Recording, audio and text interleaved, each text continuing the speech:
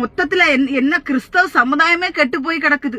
இந்த யூடியூபர் பார்த்தாலே முடிஞ்சு போச்சு. சினிமா பாட்டுகளை ஸ்டேஜ்ல இருந்து பாடிட்டு இருக்கிறானுங்க. ஊழியக்காரனுங்க எந்த ஊழியக்காரன் இப்படி செய்யணும்னு சொல்லி ஆண்டவர் பைபிள் எந்த வசனத்துல சொல்லிருக்கு? பவுல் அப்படிதான் செஞ்சுட்டு இருந்தாரா? பேதுரு அப்போஸ்தலர்லாம் அப்படிதான் செஞ்சுட்டு இருந்தாங்களா? சினிமா பாட்டை ஆட்டம் போட்டுட்டு கிடந்தாங்களா? அவங்க எல்லாம் சொல்றாங்க, நீங்க வசனத்தை ஒழுங்கா வாசிங்க. நிர்வாணம், பசி, பட்டினி இப்படிப்பட்ட காரியத்துல இருந்துதான் அவங்க எல்லாம் ஊழியம் பண்ணாங்கன்னு இருக்கு. குளிர் வேதனைன்னு மத்தியில இன்னைக்கு பவுலும் சீலாவும் சிறைசாலையில் அடைக்கப்பட்டாங்கல்ல. அதே மாதிரி இன்னைக்கு எந்த ஊழியக்காரனும் அடைக்கப்பட்டா பேசாம இருப்பாங்களா?